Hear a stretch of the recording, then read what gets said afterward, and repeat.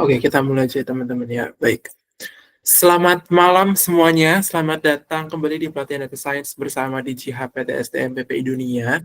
Saya Agung Krisna, merasa sangat senang bisa memandu teman-teman dalam pelatihan ini dari awal hingga akhir.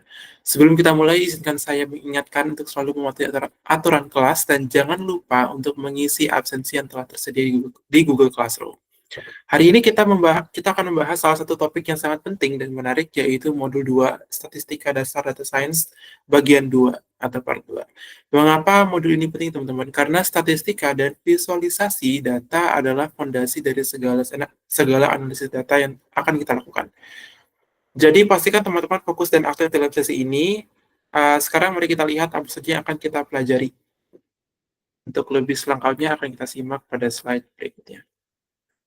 Oke. Baik teman-teman, kemarin kita sudah mempelajari 5 topik di awal ya, di awal dari materi dari modul 2, yaitu istilah-istilah dalam data science. Kita sudah belajar tentang apa lagi namanya, parameter, hyperparameter, lalu ada variabel, dan masih banyak lagi. Lalu CRISP-DM atau kerangka berpikir dari pengerjaan proyek seorang data scientist. Lalu kita sudah belajar statistika dasar teman-teman ya, ada mean, modul, varian, kuartil. Yang keempat, kita sudah belajar tentang berkenal dengan machine learning, apa itu machine learning, contohnya dalam industri seperti apa, dan juga konsep dasar regresi linear nih. Jadi teman-teman, di regresi linear itu merupakan salah satu jenis dari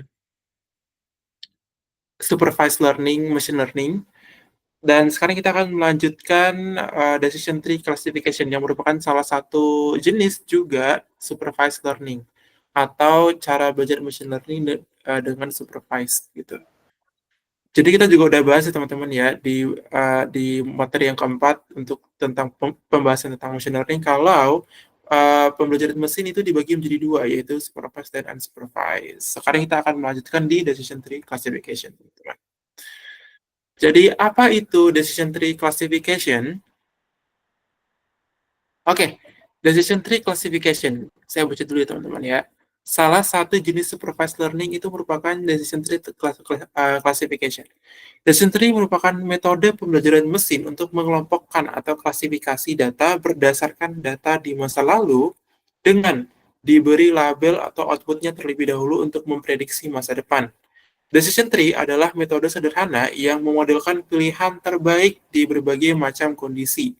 Karena mudah untuk dipahami, maka decision tree banyak digunakan oleh data scientist. Oke, saya pengen teman-teman melihat gambar yang ada di samping ini. Di sini ada pohon ya, satu pohon besar.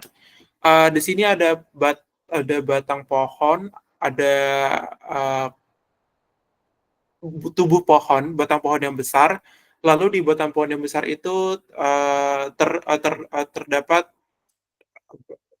apa lagi namanya, cabang batang yang sedang dengan ukurannya sedang. Di cabang batang pohon di ukuran sedang itu akan ada cabang lagi nih. Akan ada cabang lagi sehingga menghasilkan di ujung cabang yang paling kecil itu menghasilkan yang namanya daun. Nah, jadi saya pengen menggunakan gambaran atau mungkin iya, gambaran tentang sebuah pohon untuk menjelaskan tentang decision tree classification agar lebih mudah nantinya. Oke, teman-teman. Nah, jadi decision tree juga harus diberi label atau outputnya sama seperti regression linear. Karena linear regression dan juga decision tree classification itu sama-sama diberi label, maka mereka berdua merupakan jenis dari supervised learning, machine learning, seperti itu. Contohnya seperti apa sih? Yang batang pohon yang besar, batang pohon sedang, dan batang pohon kecil, kita akan membahas itu di slide berikutnya. Oke, contohnya nih, seseorang ingin memutuskan apakah dia akan bermain tenis atau tidak. Outlook itu seperti ini, kondisi cuaca. Outlook atau cuaca, ada yang cerah atau sun, ada yang overcast atau sangat cerah, ada yang rainy atau hujan. Dan humidity, di sini ada kelembapan yang sangat tinggi, ada kelembapan yang normal, dan juga wind atau angin. kecepatan angin. Apakah kecepatan anginnya atau kondisi anginnya itu lemah atau kondisi anginnya itu kuat gitu. Nah, outlook, humidity dan juga wind, atau mungkin kita kalau bisa di Indonesia kondisi cuaca, kelembapan dan juga kondisi angin itu merupakan fitur atau variabel. Kita anggap mereka adalah fitur atau variabel atau nama-nama kolom yang bukan target atau output, yang bukan target atau output atau label. Nah, sedangkan yes atau no, ini dalam konteks ini apakah akan bermain atau tidak? Yang teman-teman lihat yes atau no itu adalah yang warna hijau itu yes, yang no itu adalah yang warna merah. Nah, jadi kalau misalnya ada nama orang namanya John, kalau misalnya dia mau main, dia berarti warna hijau. Kalau misalnya dia tidak mau main, berarti dia warna merah. Itu merupakan label atau output. Oke, sekarang kita bahas cara membaca diagram di sini, teman-teman. Nah, kan misalnya John, dia itu pengen bermain tenis di luar. Nah, dia akan ngecek nih kondisi cuaca di luar, outlook, ya kan? Kondisi cuacanya misalnya dia lihat itu cerah, ya kan? Cerah, tapi dia mau cek lagi apakah kelembapan di cuaca yang cerah itu tinggi atau normal. Ketika kondisinya cerah, namun kelembapannya tinggi, maka dia akan memutuskan untuk tidak bermain. Tapi ketika kondisi cuacanya cerah dan tingkat kelembapannya normal, maka dia akan memutuskan untuk bermain seperti itu. Nah, itu yang outlook-nya cerah atau sunny. Ketika outlook-nya overcast atau sangat cerah, maka otomatis John atau dia ini yang pengen main tenis itu akan memutuskan untuk bermain tenis di hari itu juga, seperti itu. Lalu yang berikutnya yang paling kanan teman-teman, di sini ada rainy atau hujan. Jadi ketika cuacanya hujan, kita cek lagi nih apakah kondisi anginnya itu kuat, apakah dia gerimis, maksudnya kondisi anginnya itu kuat, apa kondisi anginnya itu lemah.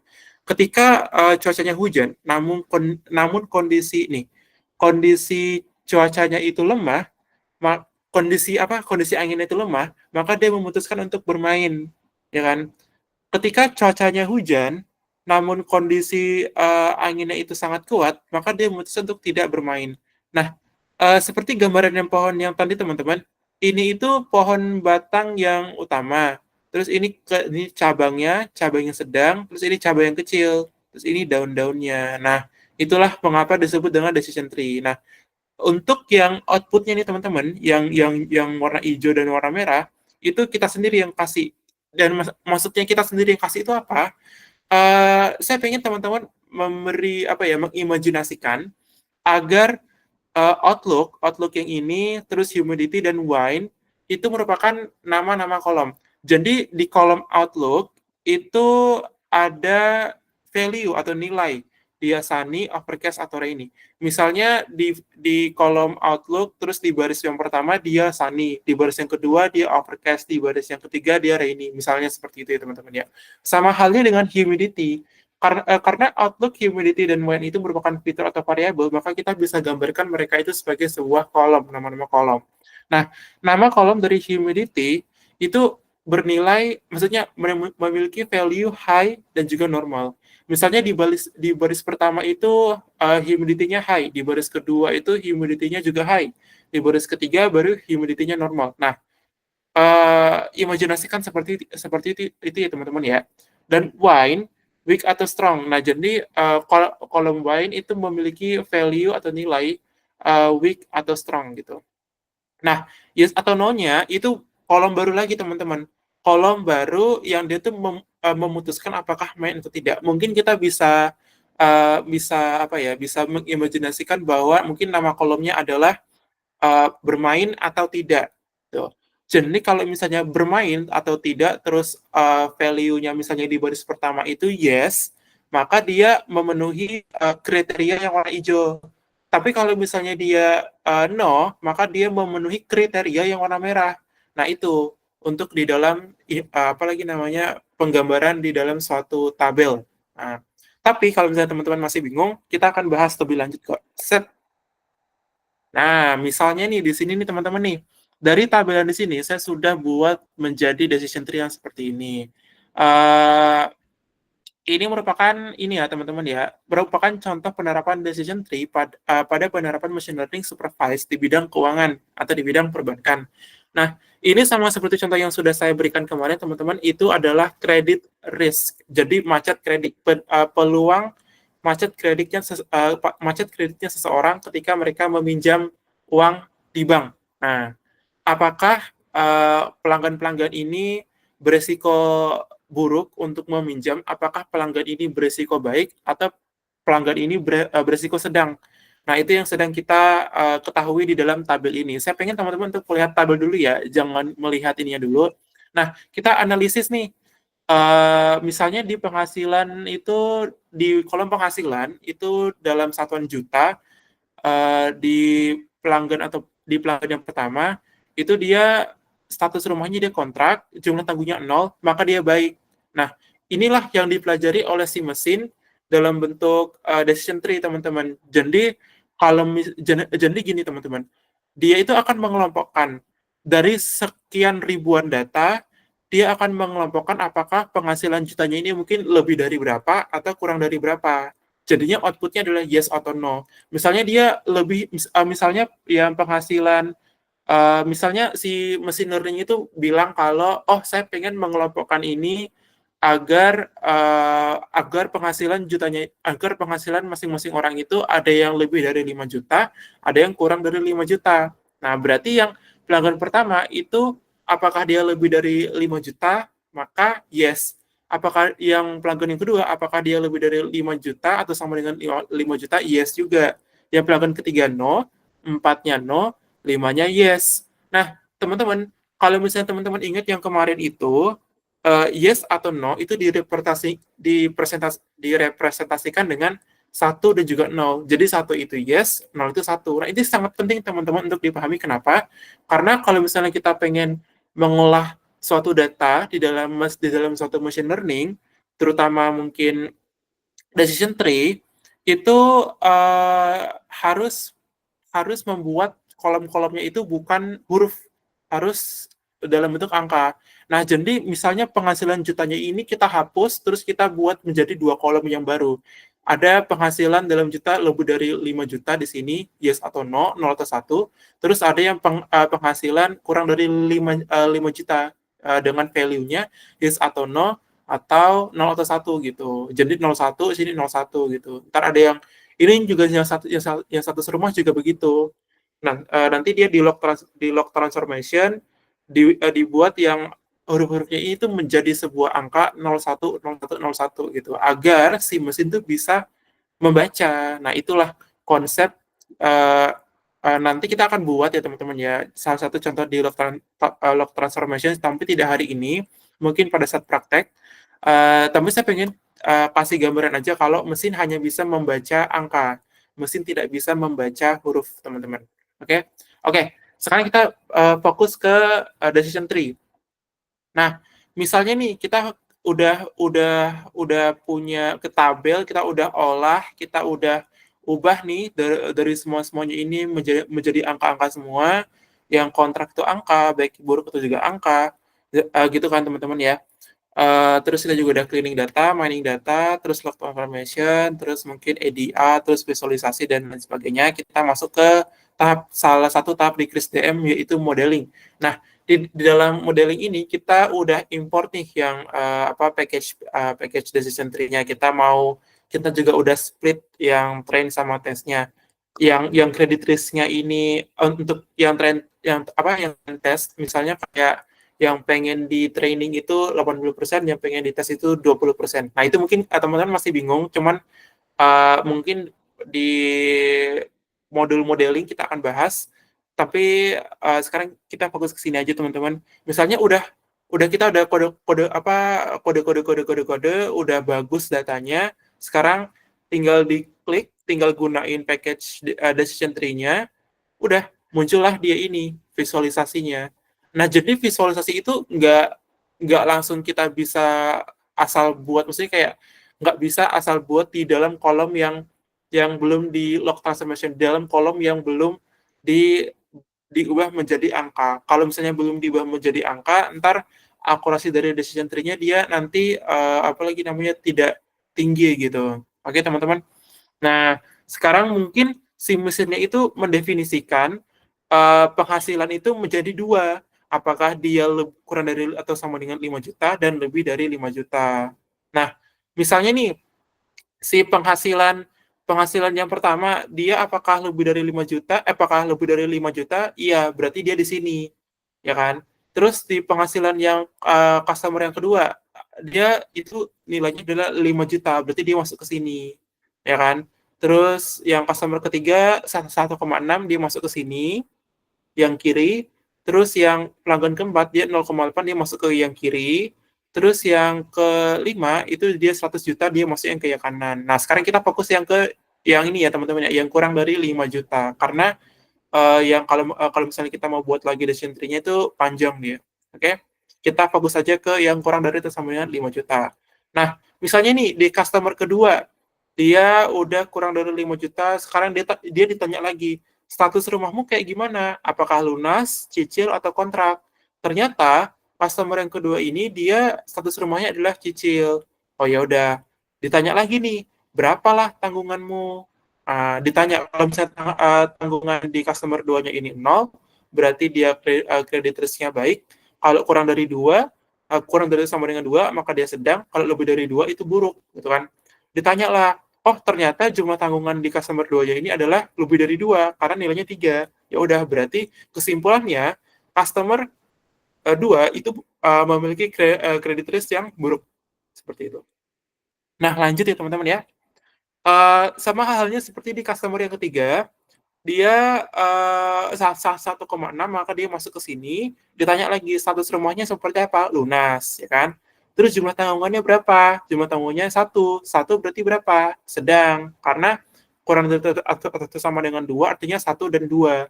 Berarti kesimpulannya adalah sedang gitu. Nah, yang mempelajari bagian-bagian ini, yang memutuskan ini itu package-nya decision tree. Maksudnya package decision tree itu adalah sebuah bungkusannya di dalamnya itu ada sistem machine learning menggunakan statistika yang udah dilakukan oleh ilmuwan-ilmuwan di masa lalu. Jadi kita kayak cuman apa ya? Cuman kayak kita minta mesinnya mereka dalam bentuk package, habis itu aplikasikan ke datanya kita. Jadi kita nggak buat ininya lagi itu dari awal, enggak. Ini sudah ada template-nya. Ibaratnya kayak template, ini sudah ada template-nya, tinggal disesuaikan dengan datanya kita gitu. Oke, sama halnya seperti yang di customer keempat. Itu dia penghasilnya 800.000 per bulan misalnya, terus dia sudah lunas, tapi tanggungannya 3 lebih dari 2, berarti dia buruk seperti itu. Oke, teman-teman. Dan ini mungkin berbeda tuh yang penghasilannya 5 juta ya teman-teman ya. Penghasilannya lebih dari 5 juta. Misalnya kayak 100 juta, walaupun jumlah tanggungannya 3 dan status rumahnya kontrak, dia kredit risk-nya baik karena penghasilannya banyak, jutaan, 100 juta. Nah itu. Jadi untuk yang dalam bagian ini, anak-anaknya beda lagi, sesuai dengan mungkin apa yang dipelajari oleh si mesin di dalam data, seperti itu. Oke, kita sudah mengenal clustering. Semoga dengan pemahaman yang seperti ini teman-teman bisa langsung mengerti ya, oh decision tree itu seperti ini gitu. Intinya dia yes atau no gitu, apakah iya atau tidak. Ntar kalau misalnya iya apa, kalau misalnya tidak apa. Terus ada lagi bercabang-cabang lagi. Ini pun teman-teman, ini pun baru 1, 2, 3, baru 3 variabel, 3 kolom yang bukan target. Ada kala kita dihadapkan dengan kolom-kolom, misalnya kayak ada kala kita dihadapkan dengan tabel yang memiliki 20 kolom variabel. Nah, itu lebih panjang lagi kan, apalagi kalau misalnya datanya ribuan.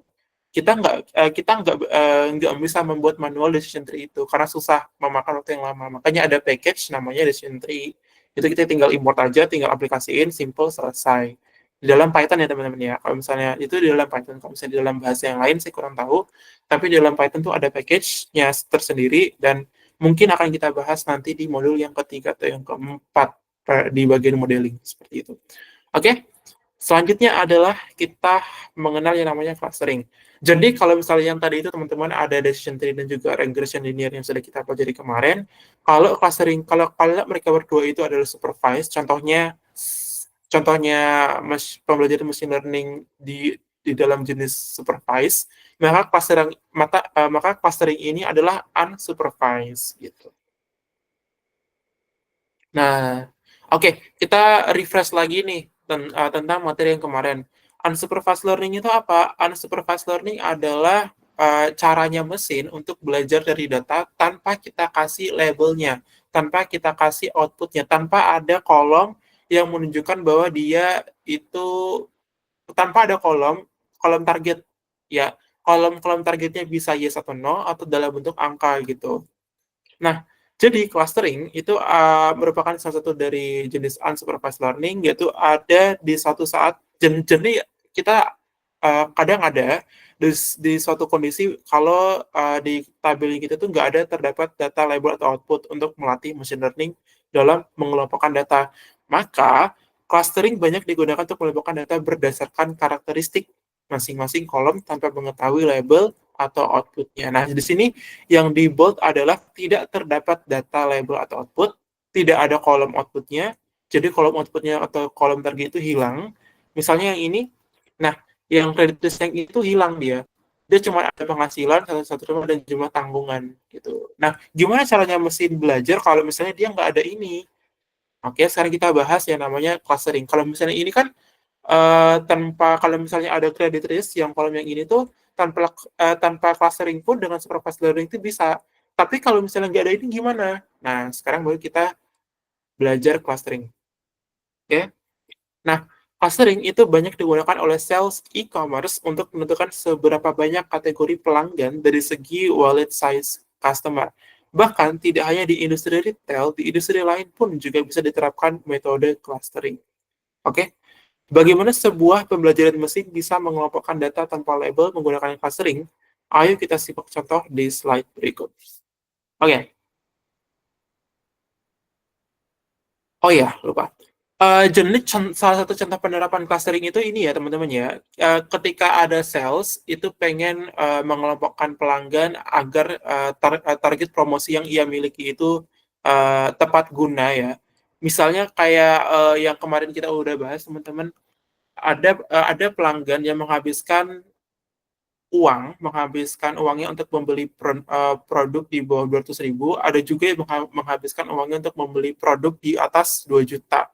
Jadi rutin tuh di atas 2 juta terus. Jadi kan kita kalau misalnya ngasih promosi ke orang, itu kalau kalau ngasih promosi dengan barang yang mahal walaupun diskon 50% ke pelanggan yang sering membeli barang murah, itu kan nggak efektif ya. Dan sebaliknya, kalau misalnya kita ngasih promosi dari suatu produk nih, misalnya 70% pun, dan itu merupakan barang-barang yang murah ke pelanggan yang seringnya tuh beli ini barang-barang mahal, maka itu juga nggak efektif. Pelanggan yang sering beli barang-barang mahal itu mungkin tidak akan terbiasa untuk membeli barang-barang murah.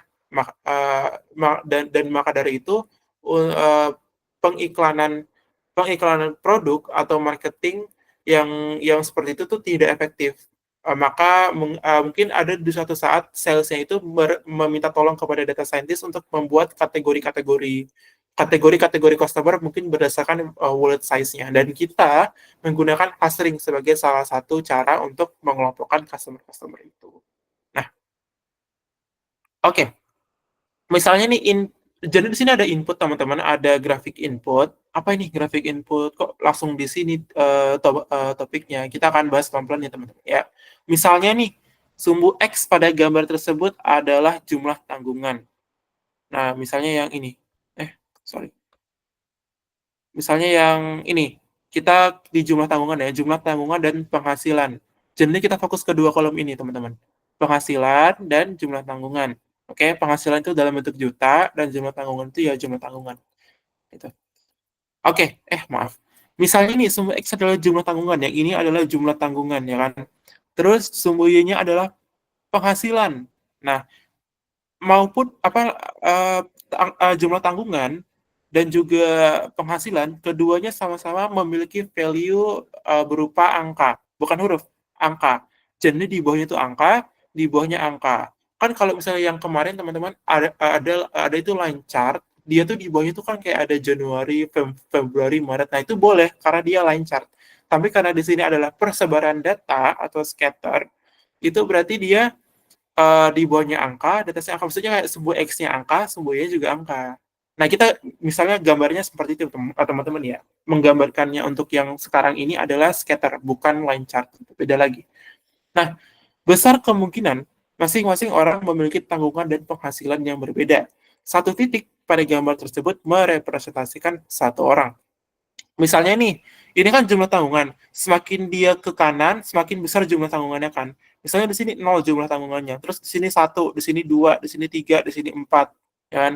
Terus di sini ada penghasilan, di sini ada 0 juta, di sini ada 2 juta, 5 juta, misalnya sini 10 juta gitu, sini 20 juta di sini gitu kan, misalnya. Nah, sekarang kita menggambarkan yang ini, misalnya di ini di customer customer customer yang enak gimana ya? Misalnya ini di customer nomor 2 dia penghasilannya 5 juta, jumlah tanggungannya 3 juta, ya kan? Jumlah tanggungannya 5 juta. Oke.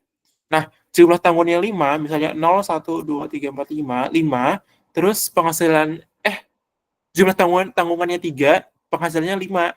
Berarti misalnya di sini 0, 1, 2, 3, 4, 5, misalnya 5. Di sini jumlah tanggungannya 3, di sini 3, di sini ada 5 gitu kan. Di sini angkanya 3, di sini 5. Nah, terus kita tarik set terus set. Nah, berarti ini titik poin dari customer yang kedua. Nah, itu salah satu contoh yang bisa saya berikan teman-teman ya. Jadi masing-masing titik ini merepresentasikan masing-masing customer gitu. Ini ada customer yang kedua, mungkin yang mana mungkin customer ke-20 mungkin di sini, customer ke-21 mungkin di sini, kita nggak tahu ya. Intinya ini merupakan salah satu contoh persebaran data gitu. Oke, kalau misalnya di sini inputnya nih, di inputnya kan kalau misalnya kita mau mengelompokkan nih, oke, kita mau mengelompokkan, misalnya kita mau mengelompokkan, oh ini jadi satu kelompok aja deh, kalau yang ini jadi kelompok yang lain. Mungkin alasannya adalah karena kita mengelompokkan berdasarkan jumlah tanggungannya. Nah, jumlah tanggungan misalnya dari 0 ke 7, ya kan? 0 ke 7 dan dari 7 ke 10 gitu, ya kan? Jumlah tanggungan dari 0 ke 7 udah pasti ini. Terus jumlah tanggungan yang 7 ke 10 ini. Misalnya gitu kan. Itu berarti dia ada dua jenis pengelompokan, yang ini dan yang ini gitu.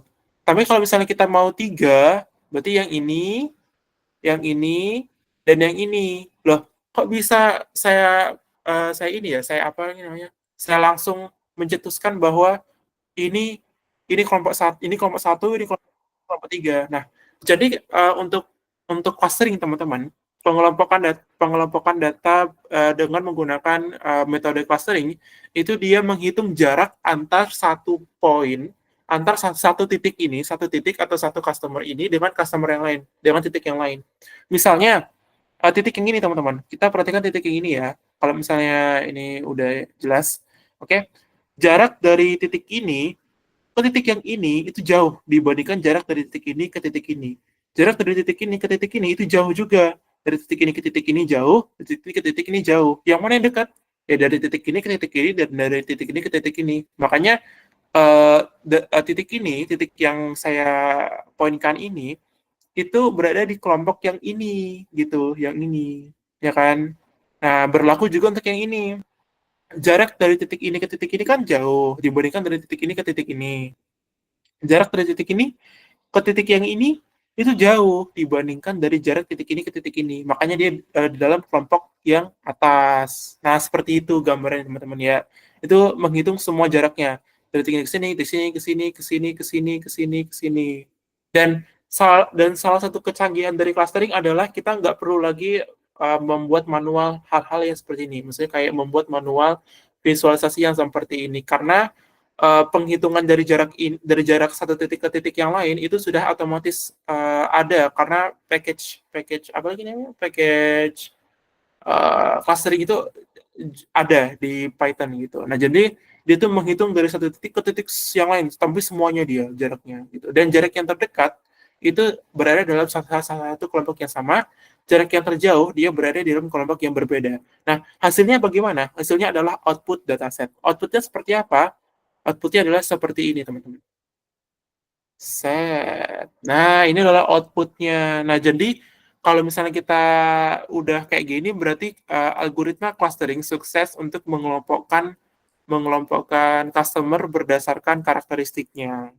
Berdasarkan karakteristiknya mungkin dari jumlah tanggungan yang misalnya nih yang warna biru ini teman-teman, yang cluster 2 ya kan.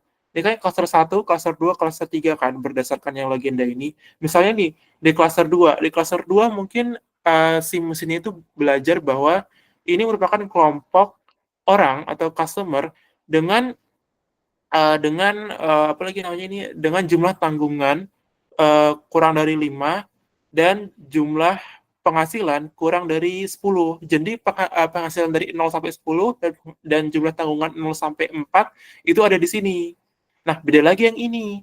Mungkin ini karena dia di atas, berarti dia penghasilannya dia lebih dari ini kan, lebih dari apa lagi namanya? Lebih dari 10 mungkin, lebih dari 10 atau lebih dari 5. Nah, itu kan di sini. Mungkin di sini 20 mungkin. Berarti di sini merupakan kelompok orang-orang yang itu jumlah tanggungannya dari 1 sampai 8 dan penghasilannya di atas, dan penghasilan itu di atas 5 juta misalnya, di atas 6 juta itu di sini. Nah, seperti itu. Nah, itu untuk yang logikanya seperti itu, teman-teman. Sama halnya dengan yang ini. Nah, jadi output dataset pada penghasilan. Algoritma clustering akan mengelompokkan titik-titik tersebut menjadi beberapa kelompok. Ya kan? Di dalam kasus ini ada 3 kelompok. Titik-titik yang berdekatan akan menjadi salah satu kelompok yang sudah saya jelaskan tadi, teman-teman ya. Yang berjauhan akan berada di kelompok yang lain. Jumlah kelompok ditentukan oleh data scientist. Betul. Nah, kenapa jumlah kelompok ditentukan oleh data scientist? Karena sepintar-pintarnya mesin, dia masih butuh manusia untuk mengkonfirmasi apakah pengelompokannya betul atau tidak. Ketika misalnya mesin default ya mengelompokkan sebuah clustering itu 2, terus kita lihat kayak loh, kok 2, ini kan ada di dalam kelompok lagi satu, maksudnya kayak misah, dia itu bisa dijadi kelompok yang lain. Berarti kita tinggal klik aja, misalnya kita udah kode-kode di Python nih, kode-kode panjang, terus nggak panjang sih, kalau misalnya untuk yang machine learning nggak terlalu panjang teman-teman ya. Kita udah kode-kode, terus menentukan jumlah n clusternya, jumlah n itu sama dengan misalnya 3, n sama dengan 3, berarti dia otomatis akan mengelompokkan menjadi 3. N-nya misalnya 10, berarti di antara ada 10 kelompok gitu. Oke, berdasarkan titik-titik yang berdekatan. Oke, contohnya bagaimana teman-teman? Contohnya adalah pada kasus penghasilan versus budgeting yang kita udah bahas kemarin. Sebenarnya bukan penghasilan sih teman-teman, budgeting aja. Karena kalau penghasilan atau kalau revenue di sini sudah kehapus, sudah tidak ada. Kita anggap tidak ada. Kita hanya memiliki table marketing dari bulan ke bulan. Ya, table marketing di bulan Januari sekian, di bulan Februari sekian, di bulan Maret sekian, di bulan April sekian, di bulan Mei sekian, di bulan Juni sekian, seperti itu. Oke, bayangkan jika tabel di atas dijadikan sebagai data input untuk memberikan visualisasi clustering. Sumbu X, yang ini teman-teman, yang horizontal, adalah budget FB, budget Facebook, dan sumbu Y, ini yang vertikal teman-teman, itu adalah budget IG atau budget Instagram. Dan masing-masing titik pada grafik merepresentasikan bulan. Nah, contohnya seperti apa? Misalnya teman-teman ya, karena di sini nggak ada yang kayak apa keterangan dia berapanya. Kita misalkan saja, misalnya ini kita ambil di bulan Maret. Di bulan Maret kan kalau misalnya yang sumbu X itu kan FB dan sumbu Y itu kan IG. Kita kalau misalnya mau gambar titik di dalam satu grafik sumbu X dan Y, itu kan udah pasti X, Y kan. Misalnya kayak X-nya itu berapa, Y-nya itu berapa, X, Y gitu kan. Nah, anggaplah ini X-nya, yang FB itu X-nya, IG-nya, Y-nya. Nah, misalnya kita fokus ke Maret nih. X-nya 160, Y-nya 120, ya kan? X-nya misalnya sini 0, di sini 200 nih, ya kan? Di sini 0, di sini juga 200 misalnya, ya kan? 0 sampai 200 untuk yang FB dan 0 sampai 200 untuk yang IG. Nah, 160 di sumbu X, ya kan? Berarti di sini mungkin.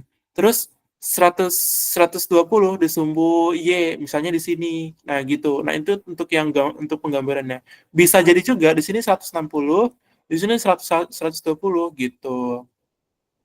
Nah, oke oke oke. Kan di sini kan kita baru ini ya, kita baru menggambarkan titik-titik ini itu eh, belum belum ke kelompok-kelompok. Jadi kita pahami dulu untuk yang grafiknya. Misalnya di bulan Maret nih, di bulan Mei, dia X-nya 100, Y-nya 50. X-nya di sini 100, di sini 100, di sini 50 gitu kan. Udah pasti 50 itu kurang dari 120 kan. Karena 120 aja di sini, ya kan? Ya 50 berarti di sini gitu. 160 aja di sini 160, terus 100 berarti di sini 100. Kita anggap aja seperti itu. Nah, itu adalah salah satu contoh representasi titik-titik ini dari masing-masing poin data gitu. Ya. Misalnya sini ada misalnya sini sampai Desember. Nah, makanya data poin-poin itu banyak. Desember mungkin di sini mungkin datanya 2 tahun ya, ada 1, 2, 3, 4, 5, 6, 7, 8, lebih dari 12 lah, mungkin 1,5 tahun. Ini mungkin tabelnya mungkin 1,5 tahun gitu, seperti itu. Oke, selanjutnya, nah udah kan, sekarang kita membagi klasternya nih. Oke, ketika menggunakan algoritma clustering, mesin mengelompokkan menjadi. Oke, nah ini kita dua atau tiganya kelompok atau empatnya kelompok atau limanya kelompok kita sendiri yang nentuin ini teman-teman ya. Tapi mesinnya yang belajar bahwa mesinnya yang membuat pengelompokan itu sendiri. Maksudnya membuat pengelompokan itu yang membuat angka-angka ini teman-teman gitu. Tapi untuk yang menentukan berapa kelompoknya itu kita mau 2 boleh, mau kita mau 3 boleh, mau kita mau 20 boleh. Karena memang itu tuh bisa disetting berapa berapa kelompoknya itu bisa disetting. Oke, kita analisa satu per satu teman-teman. Kita fokus ke yang grafik yang pertama ya teman-teman ya, di cluster yang pertama. Misalnya kita mau membagi apa? Mau membagi data-data poin tersebut ke 3 bagian yang berbeda, ya kan? Misalnya ini nih, misalnya di contoh ini, ada kedua budget IG adalah kurang dari 150, dan jadi ada 2 jenis, ada yang budgetnya kurang dari 150 dan ada yang budgetnya lebih dari itu sampai dengan 150.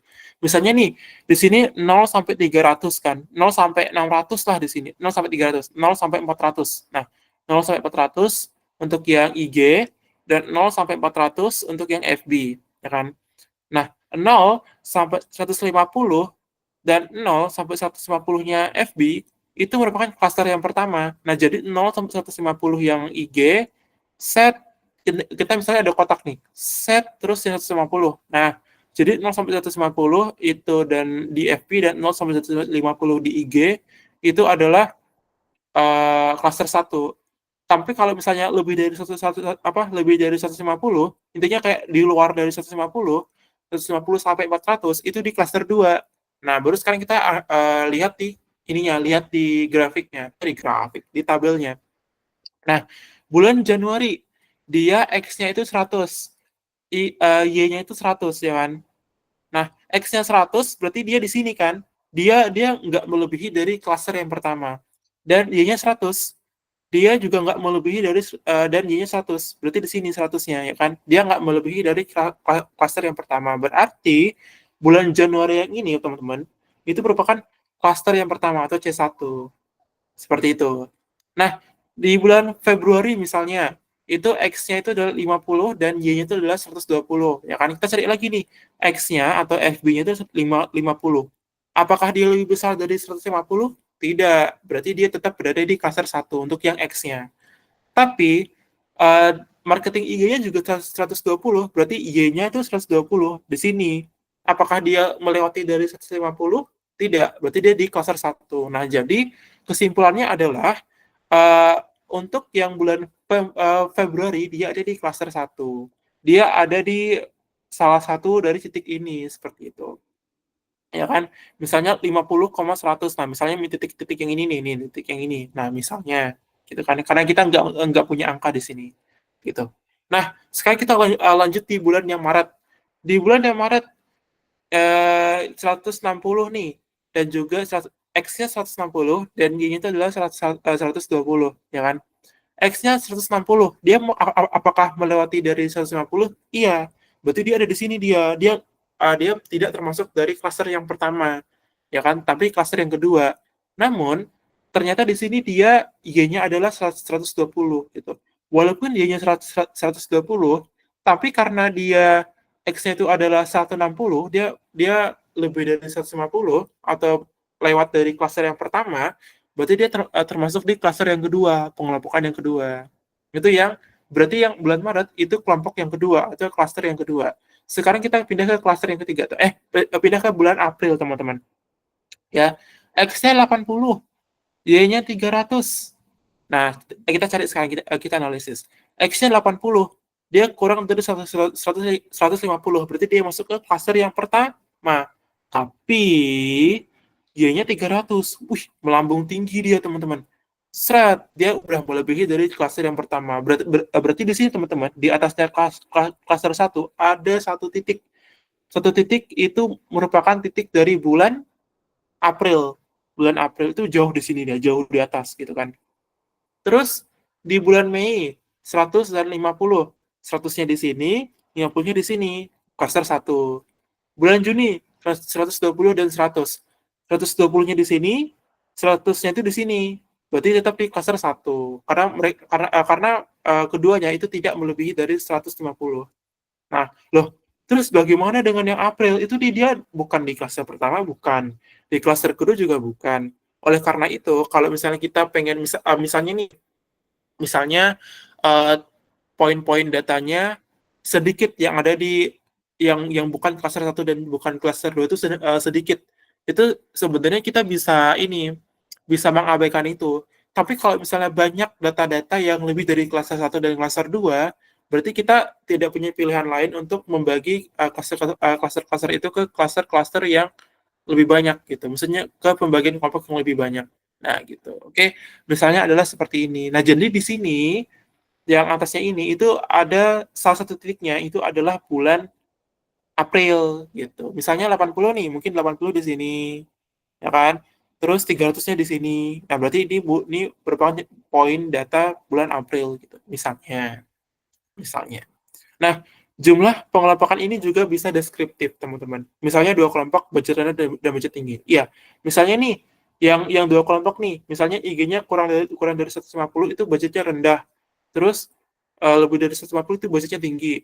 Terus kalau misalnya yang tiga kelompok, misalnya dia yang kurang dari 100 itu budgetnya rendah, kurang dari 200 itu budgetnya tinggi, budgetnya sedang, dan lebih dari 200 itu adalah budgetnya tinggi. Nah, itu tergantung kita juga pengen misalnya udah ada hasil nih, udah ada hasil pengelompokan. Kita pengen namain itu kelompok-kelompok apa tuh boleh ya gitu. Oke, ya sudah selesai teman-teman untuk yang clustering dan juga decision tree. Linear regression, decision tree dan juga clustering ber- hanya merupakan hanya merupakan salah tiga dari banyaknya jenis-jenis algoritma machine learning. Tapi kenapa yang kita hanya bahas hanyalah ketiga itu saja? Karena yang mudah dipahami, yang mudah untuk ditelusuri dan yang mudah untuk dibaca adalah ketiga algoritma ini. Ya, linear regression yang grafiknya itu lurus, terus ada decision tree yang bercabang-cabang, dan juga ada yang clustering atau pengelompokan berdasarkan scatter. Jadi kayak poin-poin data. Nah, itu bisa kita pahami dengan mudah gitu. Seperti itu. Oke, sekarang kita membahas dasar-dasar dari visualisasi data. Loh, kita kan di modul 2 ini kan judulnya statistik, Krisna. Kalau kalau misalnya untuk ya algoritma-algoritma itu bolehlah, karena itu juga udah termasuk statistik kan. ilmu-ilmu yang mempelajari tentang poin-poin data. Ini kok visualisasi itu kan gambar, Krisna. Apa hubungannya dengan statistik? Ada, teman-teman. Nah, jadi visualisasi data itu penting. Misalnya nih, mengapa visualisasi penting? Ketika melihat tabel saja, teman-teman, tingkat pemahaman akan data sulit. Nah, karena kenapa? Karena harus benar-benar membaca baris per baris. Ketika dipresentasikan melalui gambar, maka akan lebih mudah dipahami. Apalagi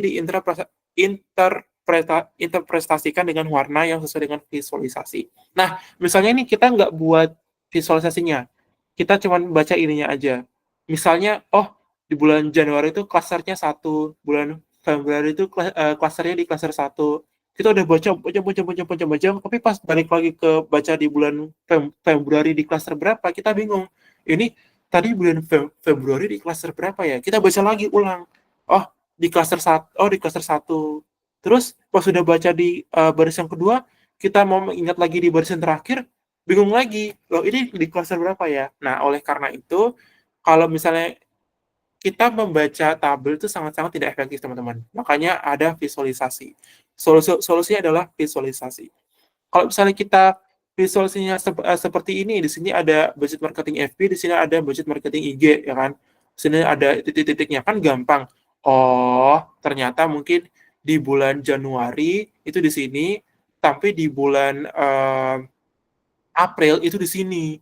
Oh, berarti untuk yang budget FB-nya itu, budget IG di bulan Januari itu lebih besar daripada budget IG, lebih kecil daripada budget IG di bulan April.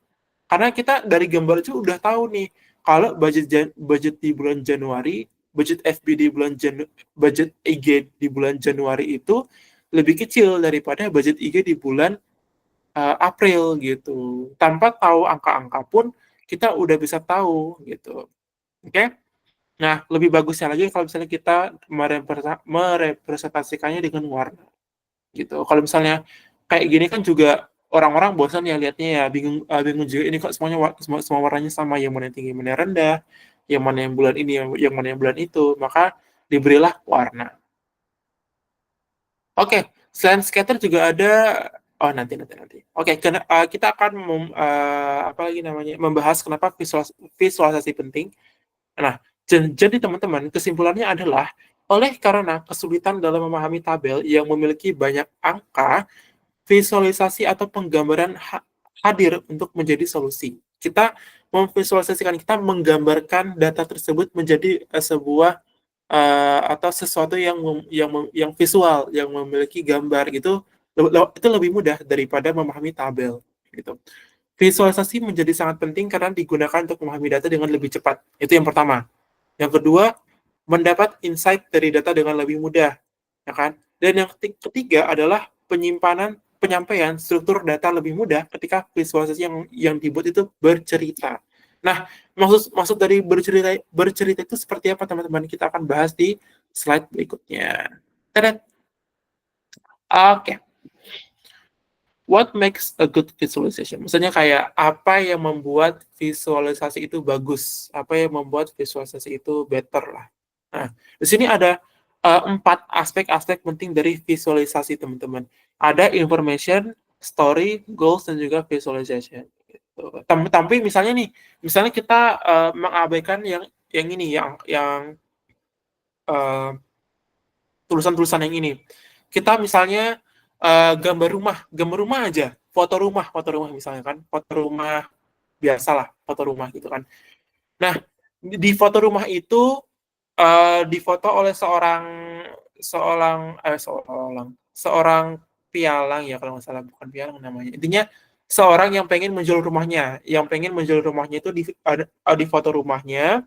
Habis itu dilihatlah, oh ternyata rumah ini itu memiliki, kalau dari foto itu dia 2 tingkat, misalnya tingkat 2 gitu kan. Berarti di situ ada informasi bahwa di dalam foto ini rumah tersebut merupakan tingkat 2 atau 2 tingkat gitu kan.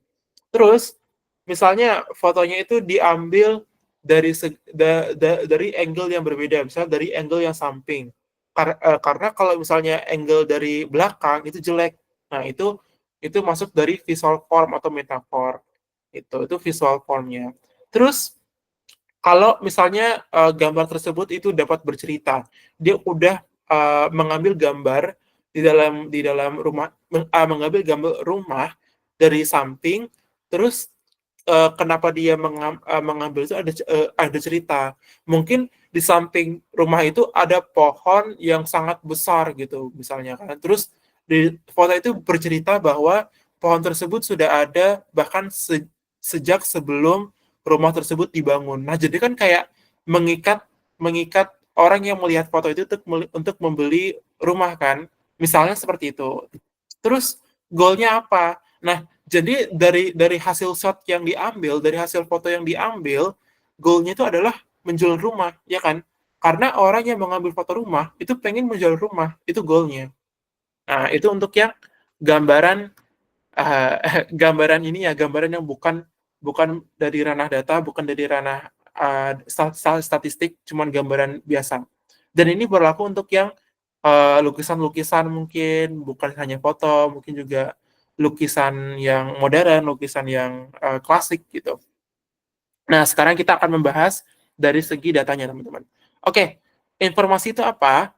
Informasi kalau misalnya di dalam dari segi data, visualisasi akan terlihat bagus ketika mengandung sebuah informasi. Informasi dapat berupa sebuah perbandingan maupun persamaan dari data yang telah diolah menjadi visualisasi. Nah, maksudnya gimana teman-teman? Di sini yang menjadi kata kunci adalah perbandingan maupun persamaan dari data yang telah diolah menjadi visualisasi, gitu kan ya. Jadi teman-teman, untuk yang perbandingan, misalnya ada, oke, kalau misalnya saya bilang grafik batang, saya harap teman-teman paham ya, grafik batang itu seperti ini. Grafik batang itu yang ini. Misalnya grafik batang ya, grafik batang. Anggap aja ini grafik batangnya nggak dua tapi satu lah, satu grafik batang. Misalnya nih, grafik batang untuk perbandingan produk A dan produk B.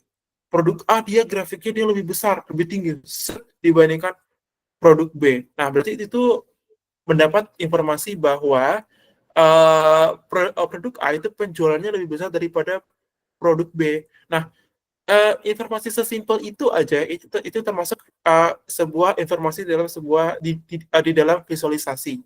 Nah, sesimpel itu aja karena itu merupakan sebuah perbandingan gitu. Nah, story. Story artinya cerita. Nah, bercerita mengenai sebuah kejadian dalam visualisasi merupakan cara yang tepat untuk mengingat dengan lebih lama informasi dan konsep yang disampaikan dari visualisasi.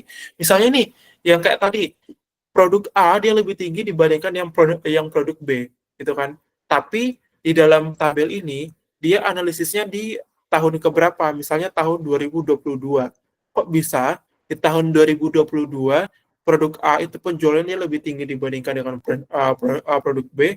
Oh, ternyata di tahun 2022 marketing produk A-nya kita di TikTok itu viral, dia masuk FYP-nya orang-orang. Makanya penjualan produk A itu lebih tinggi dibandingkan produk B di tahun 2022.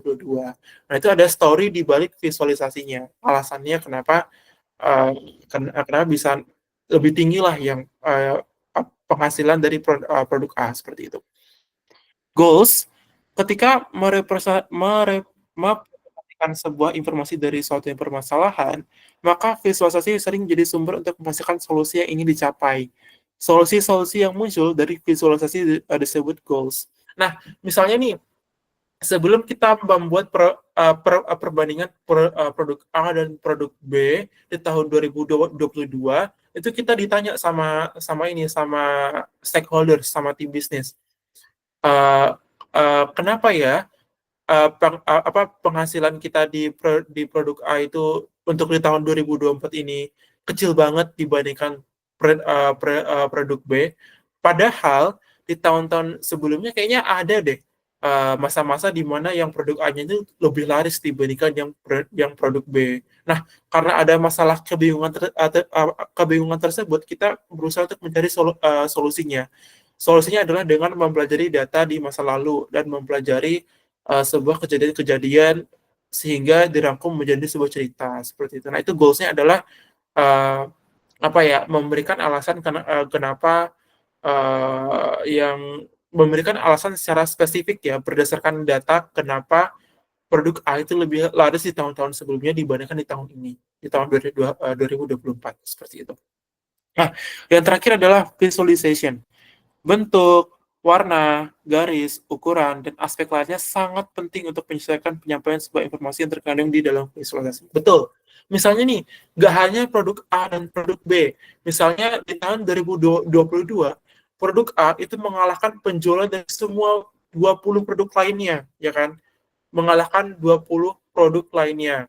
Nah, kalau misalnya kita menampilkan semua produknya, misal kayak semua produknya, orang-orang kayak pusing kan, kayak mau membandingkan produk A dengan produk yang kedua, misalnya kayak yang paling rendah yang mana, mungkin yang paling rendah itu bisa jadi sama, yang paling yang sedang tuh bisa jadi sama juga dia gitu kan, jadi kayak bingung gitu loh. Jadi ya udah kita memutuskan untuk mengumpulkan semua grafik, mengumpulkan ke 20 datanya itu, yang selain produk A ya, selain produk A ada 20 produk lainnya menjadi satu ini, satu grafik batang. Oh, ternyata ketika semua produknya itu disatukan, semua penjualan produk itu disatukan, dia tidak melebihi tingginya dari produk A. Berarti kan apa? Berarti produk A itu benar-benar merupakan produk yang paling terlaris dibandingkan produk-produk lainnya. Nah, itu merupakan salah satu visualisasi yang efektif gitu. Nah, kita highlight produk A-nya menjadi warna yang tersendiri. Misalnya yang produk ini warna merah, terus yang 20 produk lainnya ketika disejajarkan itu apa, abu-abu semua, karena kita ingin meng-highlight, kita ingin apa ya bahasanya ya, kita ingin menonjolkan produk A menjadi produk yang paling terlaris di tahun 2022 seperti itu. Oke, itu keempat aspek penting. Nah, saya juga pengen ajak teman-teman untuk melihat yang ini teman-teman, yang useless dan juga boring. Misalnya di suatu lukisan, di suatu gambar ya teman-teman ya, itu terdapat di ini, ada story-nya, ada cerita, gambar itu ada bercerita. Terus dia ada visualnya, gambar itu bercerita dan megah dan estetik, bercerita dan estetik. Tapi di dalam gambar itu tidak ada informasi dan tidak ada goal, maka dia useless, dia tidak berguna. Kenapa? Misalnya nih, kita buat grafik batang nih, grafik batang yang ini. Terus kita udah buat warnanya itu se-estetik itu, kayak warna-warni, terus juga punya cerita gitu kan. Tapi semua grafik batang itu sejajar, tanpa jadinya kayak produk A jumlah penjual itu sama dengan produk B, jumlah penjualnya sama dengan produk C dan lain sebagainya. Itu kita tidak mendapatkan informasi apa sih poin yang ingin disampaikan di dalam gambar ini, karena semua grafik batang itu sama ukurannya. Oleh karena itu grafik yang kita oleh karena itu kesimpulannya adalah grafik yang seperti itu useless, tidak berguna, karena tidak ada informasinya, karena tidak ada goals-nya gitu maksudnya. Ada story-nya, ada informasinya, dan ada visual form-nya, tapi nggak ada goals-nya gitu, nggak ada masalah yang ingin diselesaikan dari visualisasi itu. Nah, maaf ya teman-teman ya, dan ini salah. Ini yang useless-nya itu adalah dia ada infonya, dia ada story-nya, dan dia ada visualnya, tapi tanpa goal seperti itu. Nah, kalau misalnya dia ada goal, ada informasi, ada visual, tapi tanpa story, boring, ya nggak? Misalnya orang-orang kayak menjelaskan, mempresentasikan sebuah grafik data. Oh, ini berkembang sekian persen di tahun ini, berkembang sekian persen di tahun ini, terus sampai turun sekian persen di tahun ini. Orang-orang kalau misalnya dengar dengar angka, terus dengar huruf, dengar angka, terus dengar apa presentasi, terus itu kan bosen ya. Tapi kalau kalau kalau misalnya kita bercerita selagi kita presentasi, itu orang-orang jadinya kayak memperhatikan, oh iya itu kayak ada aspek persuasifnya di dalam sebuah visualisasi. Nah, itu Kalau misalnya dia tanpa cerita, dia akan menjadi boring. Nah, untuk selebihnya teman-teman bisa pelajari sendiri teman-teman ya. Oke, oke teman-teman. Lalu visualisasi apa saja yang akan kita gunakan sebagai seorang data scientist? Itu banyak. Tapi saya akan hanya membahas tiga teman-teman, tiga yang penting yang pokok supaya teman-teman tahu perbedaan antara antara visualisasi yang ini dan visualisasi yang lain itu yang seperti apa. Seperti itu. Yang pertama adalah bar chart teman-teman. Oke, bar chart. Jadi bar chart itu adalah sebuah persegi panjang yang disusun berdasarkan besar kecilnya nilai data. Pada bar chart di samping, produk A memiliki penjualan yang besar dari bulan ke bulan dibandingkan dengan produk B, ya kan? Namun tidak pada bulan Februari. Nah, coba kita lihat di sini. Di produk A, dia Januari dia tinggi. Maaf. Tapi di Februari dia lebih rendah dibandingkan yang produk B. Di Maret dia lebih tinggi dibandingkan produk B. Di April juga lebih tinggi. Jadi kayak kita dapat kesimpulan bahwa uh, produk A dari empat bulan ini itu dia cenderung dia lebih gede dibandingkan yang penjualan dari produk B gitu kan, iya kan, berdasarkan visualisasinya kita mencari kesimpulan seperti itu. Tapi kok bisa yang produk A-nya itu dia jatuh dia. Oh maaf, ini salah ya. Ini apa yang menyebabkan penjualan produk B. Ini produk A teman-teman. Produk A itu menurun gitu. Oke. Jadi produk A itu menurun dia, menurun drastis. Dari yang penjualannya di bulan Januari adalah 90 menjadi 22 gitu. Dari yang penjualannya di bulan kemarin itu 90, kok sekarang jadi 22? Kok di bulan Februari jadi 22 gitu. Nah, mungkin story yang didapat adalah kemungkinan ada ada masyarakat itu memboikot produk A di bulan Februari karena alasan tertentu. Tapi setelah bulan Februari, di bulan Maret dan April, penjualan produk A berhasil bangkit karena mungkin usaha boikot dari masyarakat mungkin tidak digunakan lagi. Maksudnya kayak maksudnya sudah tidak relevan lagi gitu misalnya kan. Misalnya seperti itu ada story-nya gitu. Terus apa yang menyebabkan penjualan B-nya itu turun gitu. Terus apa yang digunakan oleh produk A nih di bulan Januari? Promosi dengan jenis apa yang digunakan oleh produk A di bulan Januari sehingga dia bisa bisa penjualannya bisa sangat-sangat tinggi nih, bisa 90. Dia lebih tinggi dibandingkan yang 3 bulan setelahnya gitu. Itu apa promosi apa yang digunakan? Misalnya apa gitu kan kita nggak tahu. Nah, itulah. Oke, selanjutnya adalah line chart. Line chart adalah perbandingan time frame, teman-teman. Line chart digunakan untuk menampilkan tren. Suatu hal, satu hal dari waktu ke waktu menggunakan perbandingan time frame. Dari sini kita bisa mendapatkan lebih banyak insight. Nah, oke. Teman-teman. Saya pengen teman-teman lihat di grafiknya, teman-teman ya. Di sini ada di bulan Maret nih. Di bulan Maret, mulai dari bulan Maret, yang produk A-nya itu dia melonjak dia, ya kan? Sampai bulan April. Begitupun juga dengan ini, apalagi namanya yang ini, yang produk B, ini juga melonjak. Lah, kalau misalnya kedua produk di bulan Maret itu sama-sama melonjak penjualannya, walaupun lebih tinggi produk A, kita bisa cari jawabannya nih. Wah, kenapa nih? Ada apa nih? Kok bisa bisa bisa dari yang titik yang rendah ini bisa bisa naik gitu? Ini ada apa? Nah, kita bisa cari tahu alasannya dengan menanyakan ke tim bisnis gitu. Misalnya ada apa gitu atau tim marketing gitu kan. Misalnya kayak kita marketing apa kok bisa naik gitu di bulan Maret di tahun ini gitu. Seperti itu. Nah, terus misalnya nih uh, oke, ada penurunan dan kenaikan produk A ya kan di bulan Februari sampai Maret. Apa yang terjadi? Ini produk A-nya naik, kok produk B-nya turun? Apa yang terjadi nih? Gitu. Nah, kita juga bisa cari tahu itu teman-temannya dari situ, dari sini. Seperti itu. Oke, saatnya adalah yang namanya, ini namanya apa?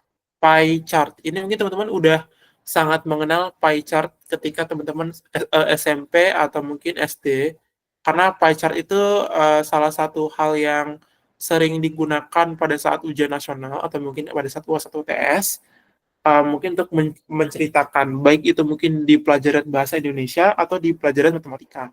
Ya, pie chart itu sering digunakan. Oke, pie chart itu untuk melihat proporsi, teman-teman. Pie chart digunakan untuk melihat proporsi dari satu kategori dan kategori lainnya. Maaf.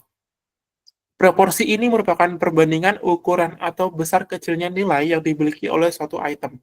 Oke? Misal, dari 100 penjualan di bulan Januari, produk A merupakan produk terlaris karena terjual sebanyak 44 dibandingkan 3 produk lainnya. Nah, coba kita lihat di visualisasinya. Produk A itu kan dia 44,1% ya, otomatis kalau misalnya penjualan total itu adalah 100, berjumlah 100, berarti 44 produk, 44 penjualan, jumlah 44 penjualan dari 100 itu merupakan produk A. Sedangkan yang paling kecil di sini adalah produk B. Nah, mungkin dari sini kita bisa kasih rekomendasi untuk mengurangi stok produk B dan menambah stok produk A di tahun berikutnya. Mungkin ini pie chart penghasilan masing-masing produk di tahun ini. Mungkin di tahun selanjutnya kita akan mengurangi stok produk B dan menambah stok produk A karena berdasarkan data produk A itu lebih laris dibandingkan ketiga produk yang lainnya seperti itu. Nah, saya juga pengen ngasih ini teman-teman, ngasih ngasih suatu gambaran kalau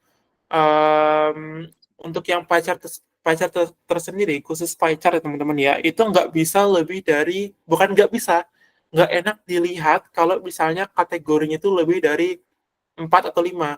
Misalnya kategori produknya itu adalah 50. Itu kalau misalnya kita lihat di pie chart itu pasti dia garis-garis, dia garis garis garis garis garis garis garis itu kita lihatnya pusing, gitu pusing. Jadi akan lebih baik kalau misalnya memang ada banyak kategori produk itu kita jadi satu menjadi namanya produk lainnya, misalnya yang produk lainnya adalah produk lainnya, semua gabungan dari produk lainnya selain produk A, produk B, dan produk C, sehingga menghasilkan yang produk D gitu. Nah, misalnya, nah akan lebih baik kalau kalau misalnya di pie chart itu dia 2 sampai 4 kategori aja. 2 sampai 5 lah. Maksimal 5 kategori. Nah, kalau misalnya 2 kategori contohnya seperti apa? Contohnya adalah gender gitu kan. Gender misalnya yang ini laki-laki, terus yang sisanya itu perempuan gitu. Nah, misalnya seperti itu. Oke, lanjut. Oke, teman-teman kalau misalnya mau belajar lebih banyak lagi bisa dari sini. Ini juga bisa bisa jadiin patokan teman-teman untuk bagaimana memvisualisasikan data dengan betul. Nah, misalnya kita mau membandingkan, misalnya kita diminta oleh tim bisnis nih, coba kamu tampilkan performa dari produk A dan produk B gitu, dari tahun ke tahun gitu kan, di masa lalu. Nah, kalau misalnya cuma 2 kategori aja, kita bisa pakai ini teman-teman, bisa pakai line chart yang ini dari tahun ke tahun, iya kan. Tapi kalau misalnya yang disuruh adalah semua produk yang ada di mall ini, misalnya ada 100 produk, enaknya kita menggunakan ini sih, gitu. Ini misalnya di sini adalah waktunya, di sini dari tahun 2000, misalnya di sini adalah jumlahnya, di sini waktunya gitu. Misalnya, ya kan? Nah, tapi lebih tepat emang kita pakai line chart kalau misalnya kita mau merepresentasikan sebuah waktu. Ini kalau misalnya ini yang kategori. Kita kalau misalnya mau membandingkan produk di dalam waktu, kita pakai line chart. Kalau misalnya mau membandingkan produknya aja, jumlah produknya aja, kita pakai ini. Ada variable width, table width, bar chart, sama bar chart. Kalau misalnya yang berdasarkan waktu bisa line chart, bisa bar chart vertikal, bisa line chart yang ini gitu. Oke, terus nih yang sudah saya jelaskan di awal-awal di clustering. Salah satu jenis apa scatter, misalnya kayak plot, misalnya kayak titik-titik yang sudah kita pelajari di clustering itu termasuk visualisasi teman-teman. Yaitu visualisasi ketika kita mau menampilkan distribusi distribusi dari suatu data gitu. Nah, kita gunain ini boleh, gunain ini boleh, gunain ini boleh gitu. Yang ini efektif kalau misalnya kita mau membandingkan satu customer ke customer lainnya gitu. Misalnya di sini, tapi ini efektif sih, cuman dia agak pusing gitu ngelihatnya kalau banyak datanya ya. Kalau misalnya dikit datanya ini efektif gitu.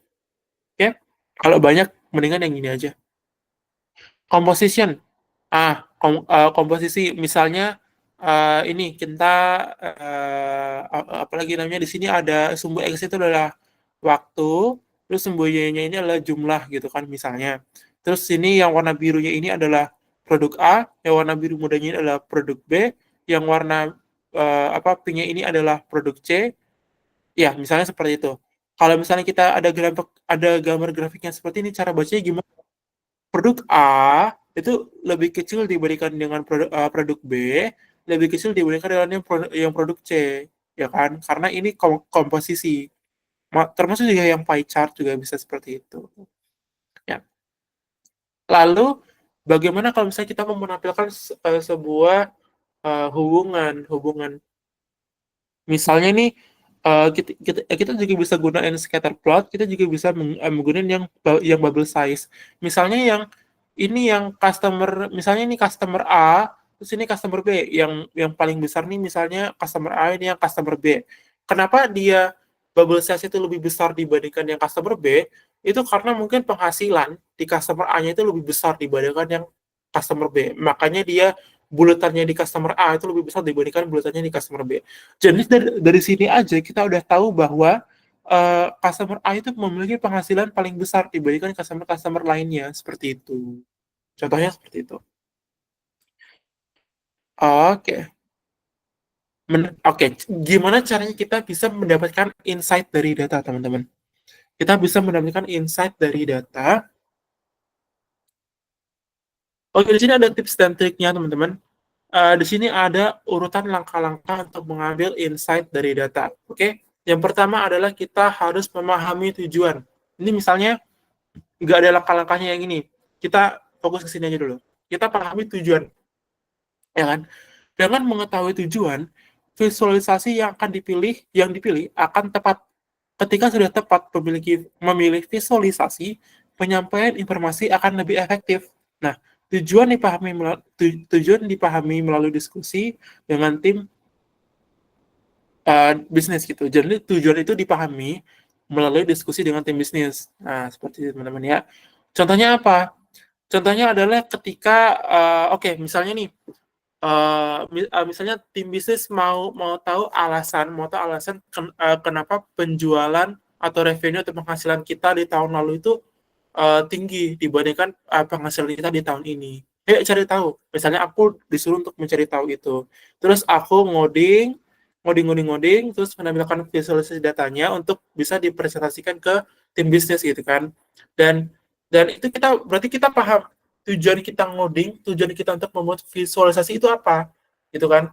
Kalau misalnya kita mau melihat misalnya kayak uh, apa lagi namanya jumlah penghasilan setiap kategori produk di setiap bulannya di tahun lalu, berarti kan di situ ada waktu, teman-teman.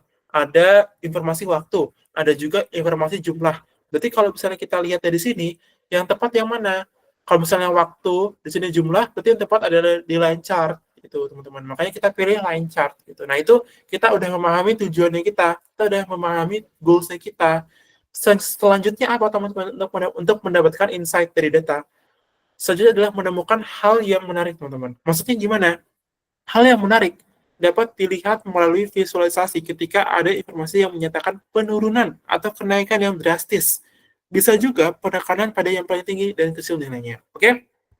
Misalnya kita udah coding, udah punya visualisasinya, langsung muncul dia. Oh, ternyata produk C yang menyebabkan penghasilan perusahaan kita itu lebih besar dibandingkan tahun ini di tahun lalu adalah karena produk C, ya kan? Karena kalau misalnya kita lihat ya teman-teman nih, di bulan, misalnya di sini Januari, Februari, Maret. Di bulan Maret produknya benar-benar melonjak tinggi dia. Dari yang awalnya penghasilannya hanya hanya misalnya kayak 20 menjadi 90 gitu. Misalnya bukan penghasilan, apa, penjualan produk di produk C di bulan Februari misalnya 20. Terus penjualan produk di bulan di bulan Februari, Maret itu naik menjadi 90. Itu penyebabnya apa? Mungkin inilah merupakan salah satu dari hal yang menarik, teman-teman. Nah, selain yang produk C ini, hal yang menarik lainnya apa? Yaitu yang warna biru ini, karena dia menurun drastis kan, ya kan? Tapi tim bisnis itu mau kita untuk mencari alasan kenapa penghasilan penghasilan itu lebih lebih tinggi, yang berarti kita kalau kalau misalnya mau menampilkan line chart penurunan itu nggak akan relevan dengan goals yang kita pengen capai gitu kan. Goalsnya kita kan, oh berarti ya udah, kategori produk apa yang memberikan revenue ke perusahaan kita lebih yang paling besar, ya kategori dari yang produk C ini, ya ini aja yang kita highlight, yang ini aja yang kita tonjolkan gitu. Nah, jadi langkah selanjutnya adalah buat ringkasan, teman-teman. Ringkasan dapat berbentuk highlight pada sesuatu yang menarik di visualisasi. Bisa dapat berupa perbedaan warna, bisa penambahan bentuk lain yang merujuk pada satu poin tertentu. Ya, nih kita memang highlight di produk C ya kan. Kalau kalau bisa kita lihat grafik yang ini, otomatis mata kita akan tertuju langsung di produk C. Kita akan mengabaikan produk A, kita akan mengabaikan produk B. Intinya produk C merupakan produk yang aneh, misalnya kayak yang menarik nih, karena di bulan Maret gimana penghasilannya. Itu mendongkrak penghasilan kita di tahun ini ketika kita belajar di data-data di tahun sebelumnya. Jadi berdasarkan data di tahun sebelumnya, di tahun 2023 misalnya, itu yang produksi di bulan Maret itu dia tinggi tinggi sekali, berada di puncak dari segala puncak penghasilan. Itu alasannya apa? Ya kan kita cerita alasannya apa, terus ternyata misalnya, oh ternyata eh, ada seorang influencer terkenal yang tidak sengaja mempromosikan produk kita di live Instagramnya. Misalnya kan, kalau misalnya teman-teman tahu ada penjualan boneka boneka Labubu ya, apa namanya, lupa, saya lupa, boneka Labubu yang dia itu dipromosikan oleh salah satu member artis Korea terkenal, Lisa namanya, kalau nggak salah kan, iya kan? Karena dia mempromosikan boneka itu, maka penjualannya boneka itu langsung melonjak, dia melonjak drastis kan? Ya, mungkin alasannya di situ gitu. Nah, sekarang kita buat alternatif nih. Nah, jadi berdasarkan dari informasi tersebut, kita buat alternatif solusinya. Kan permasalahan yang tadi adalah kok bisa revenue kita, penghasilan kita di tahun ini tuh lebih rendah dibandingkan yang tahun lalu. Oh, ternyata ada influencer yang mempromosikan produk kita di bulan Maret nih. Oh, berarti ya udah, kalau misalnya kita mau revenue kita atau penghasilan kita lebih tinggi dibandingkan yang tahun lalu, berarti kita ajak lagi influencer itu untuk mempromosikan produk kita. Bisa jadi bukan produk C yang akan kita ajak, bisa jadi yang produk A, iya, yang produk A yang warna biru ini, teman-teman. Karena berdasarkan data yang produk A ini dia naik, dia maksudnya kayak laris lah gitu, pernah pernah laris di bulan Januari gitu. Nah, berarti kita ajaklah influencer itu untuk mempromosikan produk kita, khususnya di produk A gitu. Biar mungkin bisa jadi penghasilannya akan lebih tinggi lagi gitu, seperti itu. Oke? Oke. Nah, misalnya nih penjualan air minuman kemasan, ya kan? Di sini kalau misalnya dari sekilas aja, kita langsung mata kita langsung tertuju di grafik batang paling tinggi, di grafik batang paling besar. Itu karena ada highlight merah, karena ada kotak merah gitu kan. Terus kalau misalnya kita lihat nama-nama produk itu, sekilas kita juga akan langsung lihat di bagian namanya La Mineral gitu. Karena itu di bold in, ditebalin nama La Mineral itu dibandingkan yang nama-nama produk lainnya gitu kan. Nah, ini misalnya penjualan air minuman kemasan di tahun 2024 gitu. La Mineral menjadi memiliki penjualan yang paling tinggi di tahun ini, yaitu 10, misalnya 10 apa? 10 10.000 botol, 10.000 kardus Le Mineral itu terjual di tahun 2024 dibandingkan Abuwa, Vite atau Chloe, ya kan? Nah, nah ini di sini tuh kita bisa menyampaikan informasi, bisa oke, misalnya nih ini. Bentar ya, teman-teman ya. Nah, kita di sini sudah memahami tujuan, dari grafik itu kita sudah memahami tujuan, udah ada hal yang menarik, udah ada ringkasan. Sekarang kita tinggal buat solusinya gitu. Kita tinggal buat solusinya. Misalnya sebelum kita membuat grafik, kita diminta oleh tim bisnis. eh ini kira-kira karena perusahaan kita pengen menghemat budget, pengen menghemat pengeluaran, kira-kira jenis produk apa aja ya yang kita akan eliminasi, yang tidak akan kita jual lagi, yang akan kita kurangi stoknya gitu. Tapi meskipun kita kurangi stoknya, tidak akan berpengaruh kepada revenue atau penghasilan gitu. Bahkan produk yang memiliki kontribusi besar terhadap penghasilan kita akan kita tambah stoknya. Nah, itu merupakan suatu resolusi dari permasalahan, ya kan?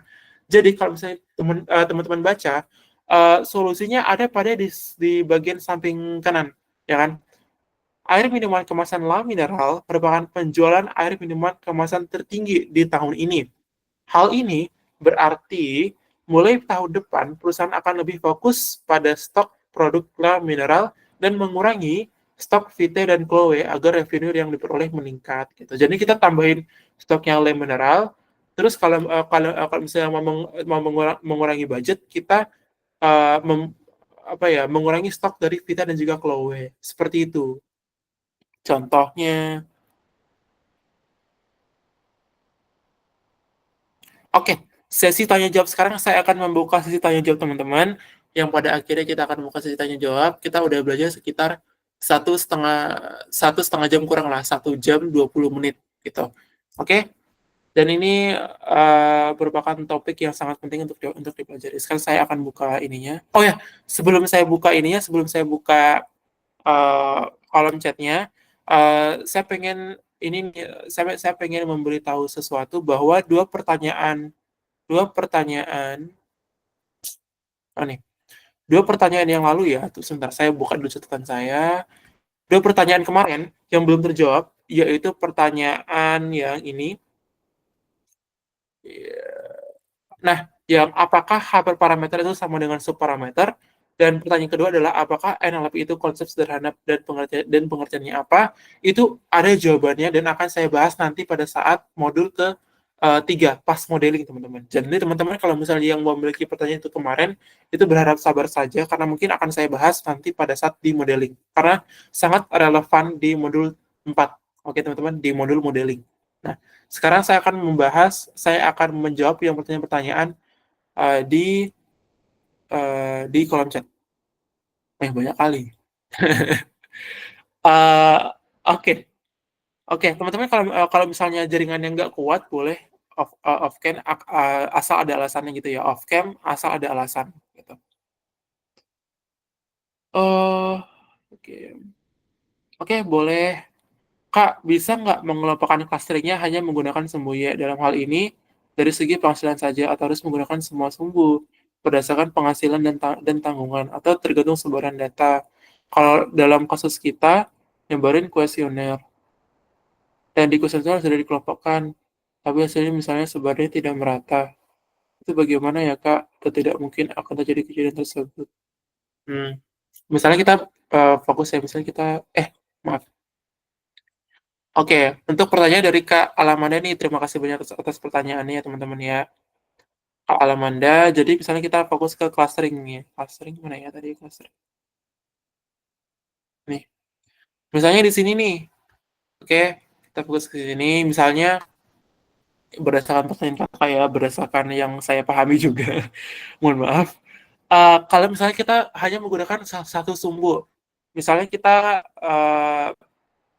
apa lagi namanya? Misalnya hanya ada sumbu x-nya aja, sumbu x, ya kan? Kalau misalnya satu sumbu aja, berarti titik-titiknya dia nggak melayang seperti ini. Kalau misalnya sumbu y-nya tuh kita hapus, set, set, set, set, set, set, set, set, berarti titik-titiknya itu nggak mungkin melayang seperti ini. Titik-titiknya pasti ada di sini. Satu titik di sini, satu titik di sini, satu titik di sini, kayak kan? Misalnya misalnya yang X itu adalah jumlah tanggungan. Misalnya tanggungan saya adalah 5. Berarti titik saya ada di mana? Kemungkinan titik saya itu ada di sini. Benar-benar titiknya itu di garisnya. Dan itu bukan salah satu dari visualisasi scatter plot ya. Itu merupakan kayak ya statistika yang dasar gitu yang pernah kita pelajari di persamaan garis lurus gitu. Di persamaan garis lurus kan ada tuh yang garis ditarik dari satu titik ke titik lain karena itu persamaan garis lurus. Cuman dia kalau persamaan garis lurus pas SMP, pas kita sekolah itu kan ada sumbu X dan sumbu Y. Nah, kalau misalnya di dalam kasus ini, kalau misalnya nggak ada salah satu sumbu, maka titik-titiknya ini akan menempel di sini, menempel di sini, menempel di sini, menempel di sini, karena dia hanya punya satu variabel penentu saja gitu. Itu dia nggak akan melayang seperti ini. Nah, itu akibatnya. Sama seperti kalau misalnya kita juga menghilangkan di sumbu X-nya, kita hilang nih. Berarti titik-titiknya itu bukan melayang, nggak akan melayang. Dia tuh titiknya di sini, titiknya di sini, sini, sini, sini, sini, sini, sini, sini. Ini titik itu di garis-garisnya itu loh. Nah, gitu. Seperti itu. Terus yang kedua nih, kalau dalam masa kita nyebarin kuesioner, misalnya aku mau menyebarkan kuesioner nih, dan di dalam kuesioner sudah dikelompokkan, hmm, tapi misalnya sebenarnya tidak merata.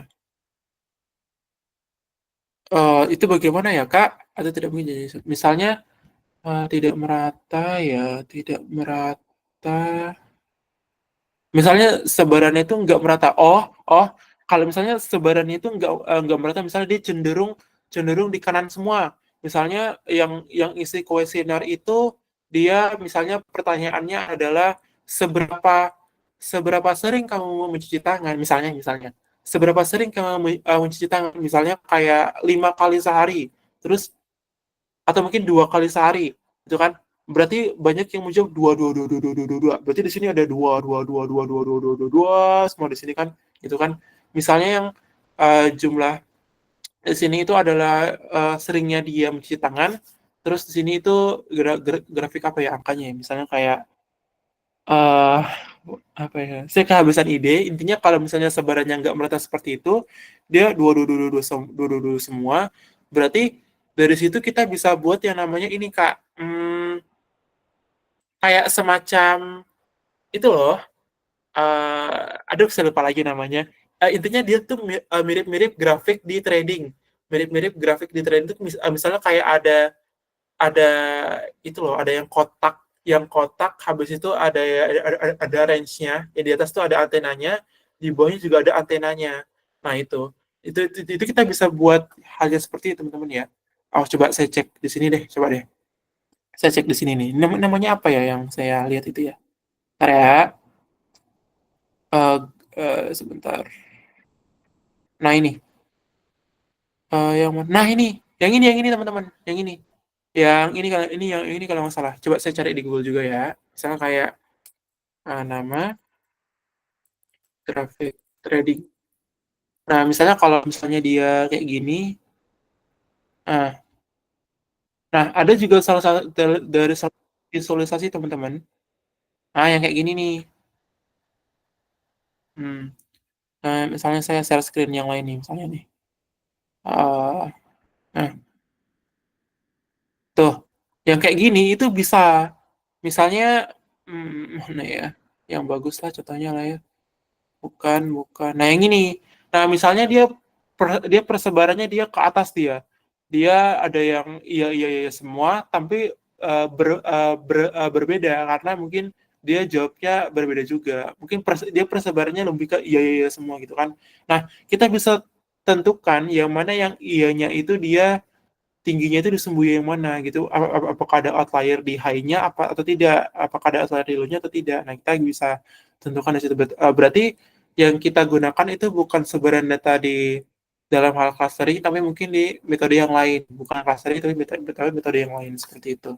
Oke, semoga semoga menjawab ya. Itu apa berdasarkan pengetahuan saya. Kalau misalnya teman-teman ada pengetahuan yang lain mau mengkonfirmasi lebih lanjut, saya akan sangat senang karena saya juga belajar gitu ya dari teman-teman seperti itu. Dari pertanyaan teman-temannya juga saya belajar. Oke, C3 di pengelapan budget itu berarti outlier. Iya, iya, betul. Iya, heeh.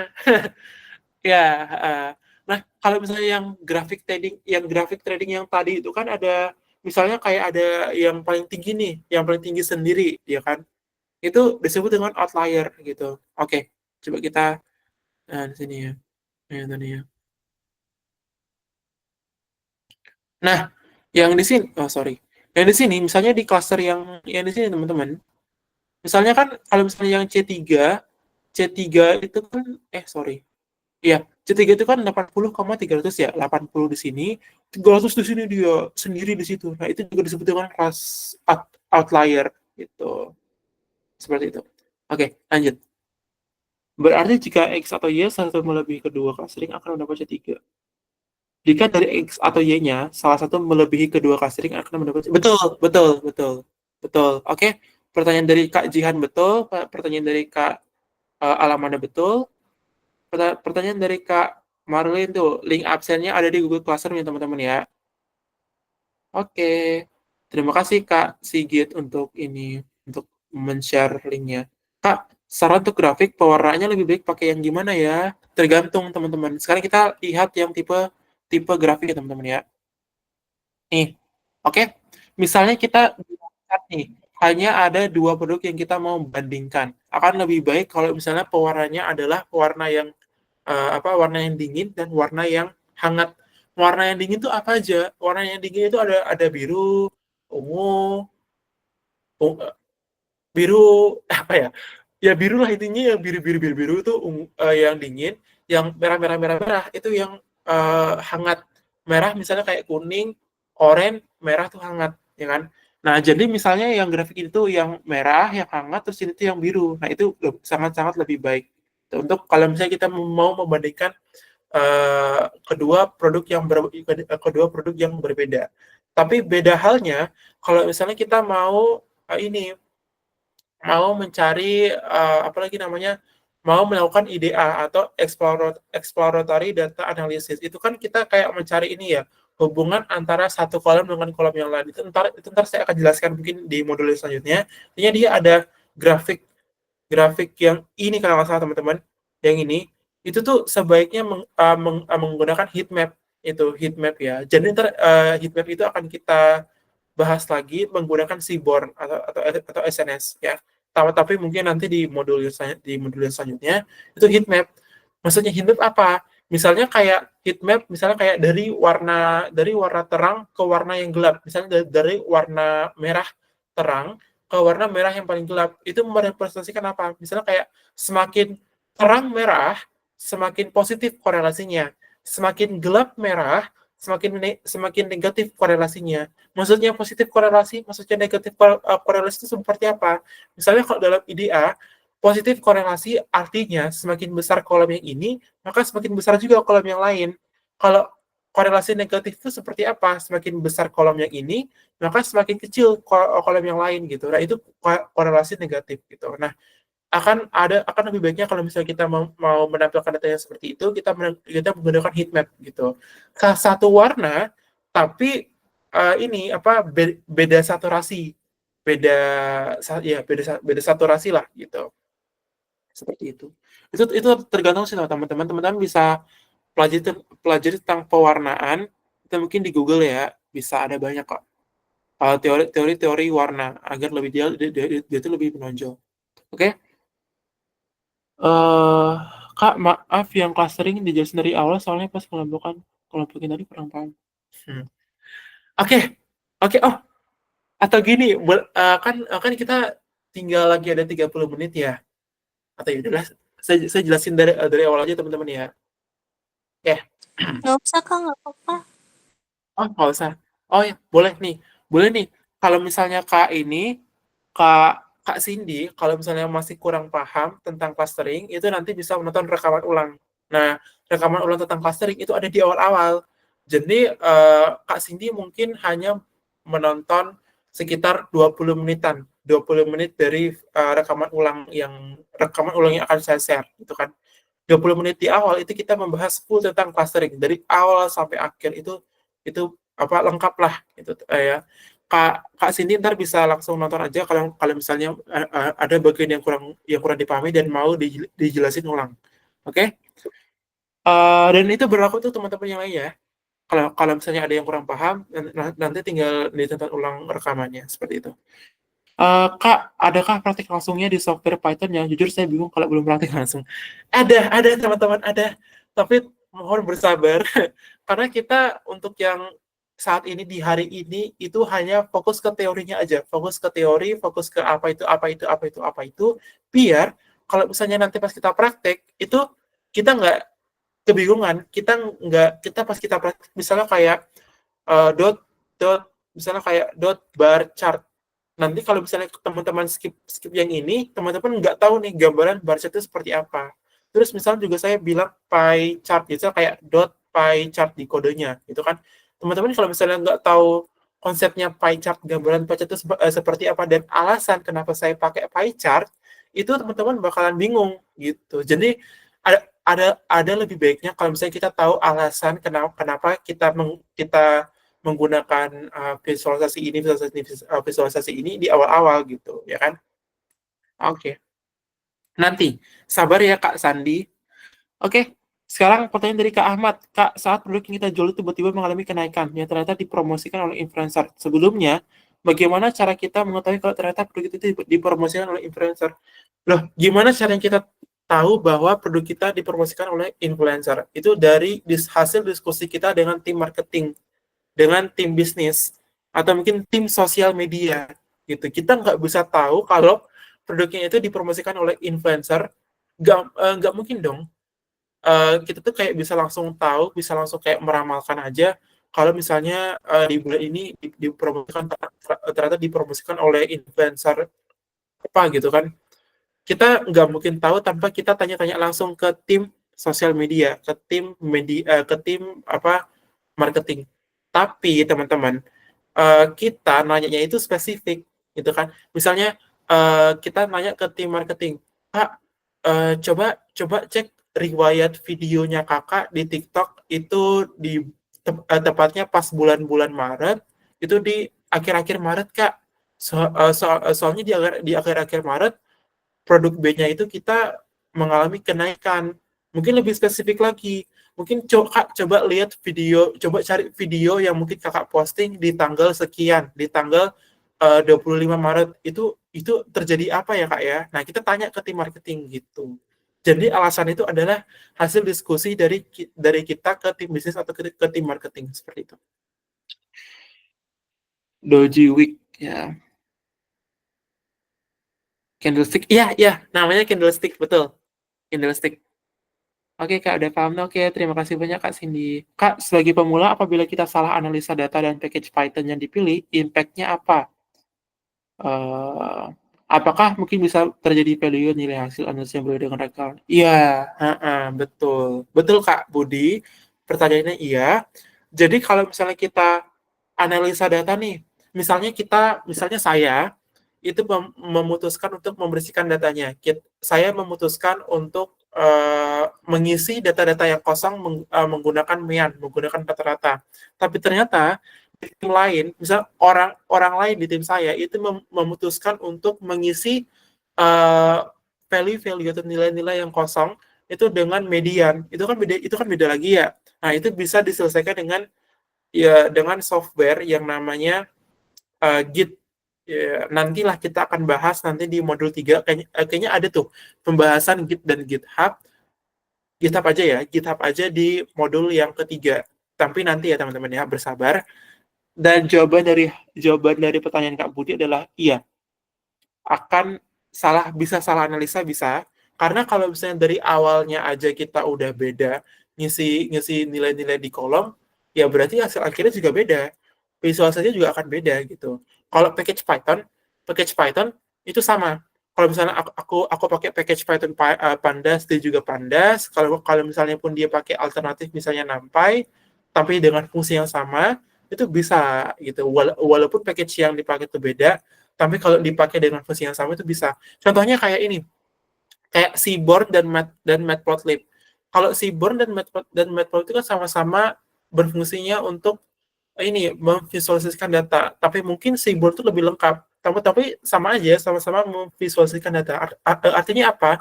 Walaupun package yang saya pakai dan package yang teman yang saya pakai itu berbeda, tapi pada intinya adalah memvisualisasikan data.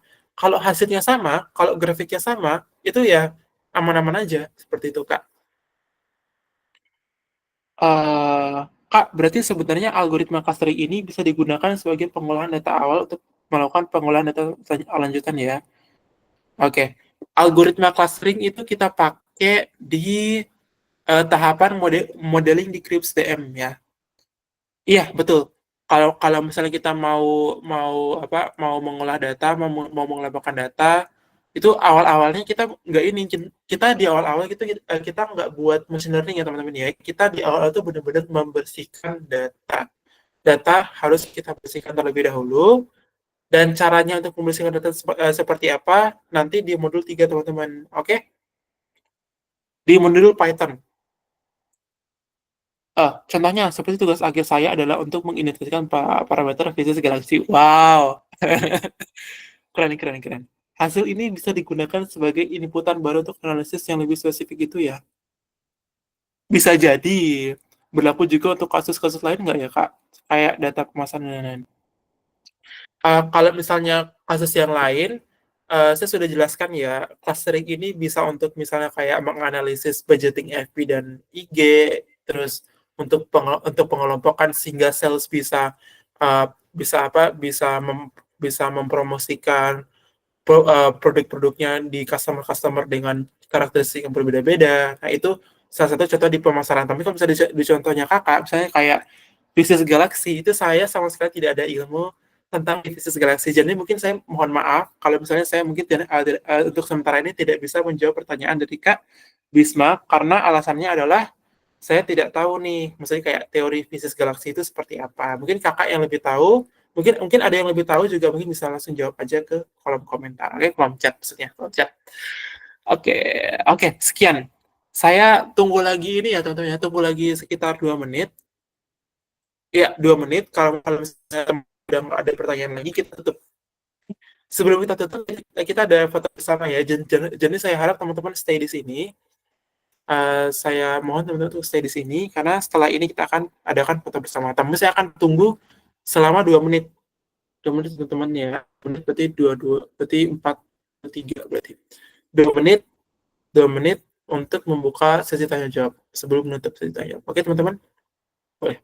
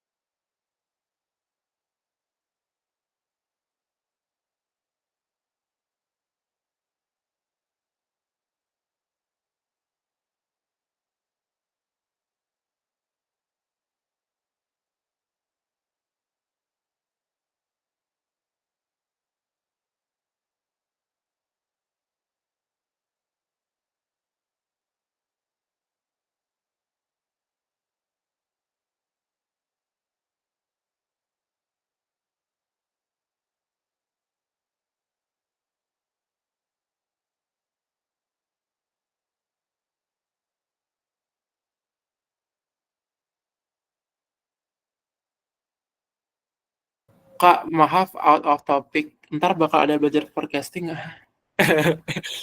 Nggak, kayaknya nggak ada. Oke, jawabannya adalah untuk di pelatihan ini kita nggak belajar forecasting ya Kak ya, untuk Kak Zaihan. Oke, saya masih buka lagi pertanyaannya, mungkin satu pertanyaan terakhir kalau ada.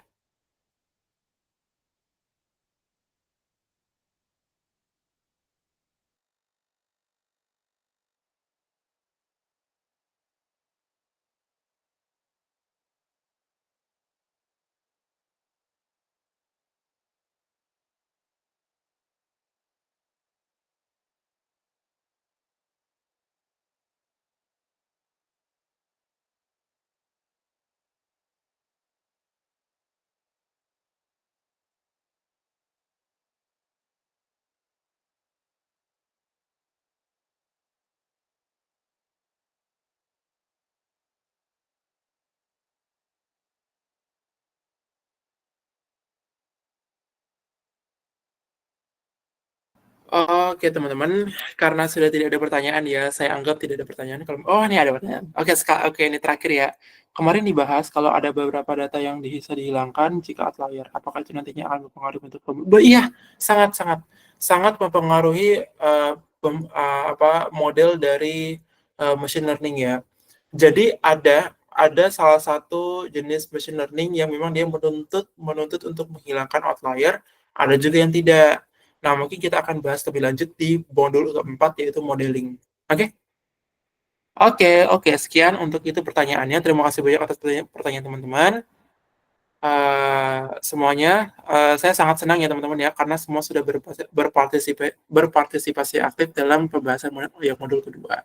Sekarang waktunya kita foto session. Nah, karena foto session yang kemarin itu nggak ada, maka sekarang saya akan mengambil foto ya teman-teman ya. Boleh nih teman-teman kalau misalnya sempat untuk on cam, kita kita foto bersama ya teman-teman ya, untuk modul 2 Statistika Dasar Data Science part 2 atau bagian 2. Oke teman-teman? Oke, boleh nih. Saya yang screenshot ya. Sebentar, saya juga atur ya untuk ininya, chance layout-nya. Teman-teman kalau misalnya ada yang belum belum on cam, silakan on cam. Nah, oke, sekarang ini kayaknya sudah hadir semua ya. Oke, saya akan mulai untuk berfoto. Teman-teman bisa bebas lah senyum atau mungkin apa biasa terserah. Oke, saya akan mulai foto dalam 3, 2, 1. Oke, sekali lagi teman-teman. 3, 2, 1. Oke, terima kasih banyak ya teman-teman ya. 2 foto aja juga cukup. Sekarang apa nih setelah foto? Sekarang adalah sesi terima kasih. Sesi terima kasih nggak tahu namanya. Oh, Kenapa Kak Prima? Kenapa Kak Prima tadi ada angkat tangan tadi? Atau kepencet ya tadi ya? Bentar, auto. Nah, terus ini. Nah, oke, mantap. Oke, terima kasih teman-teman sudah mengikuti sesi kita hari ini. Saya harap teman-teman mendapatkan wawasan baru dan merasa lebih percaya diri untuk langkah berikutnya di dunia data science. Ingat, teman-teman, data science bukan hanya tentang angka dan kode, tetapi juga tentang menemukan pola, mengambil keputusan yang lebih baik di masa depan, dan memberikan dampak nyata melalui data. Jangan pernah berhenti belajar dan bereksperimen. Nah, jika ada pertanyaan yang lebih lanjut nih, jangan ragu untuk menghubungi saya melalui WhatsApp, dan sampai jumpa di modul berikutnya. Dan terus semangat dalam pelajaran teman-teman, menjadi seorang data scientist yang handal. Oke, terima kasih. Boleh live, boleh live. Makasih Kak. Terima kasih, Kak. Ya, Terima kasih banyak Kak. ya.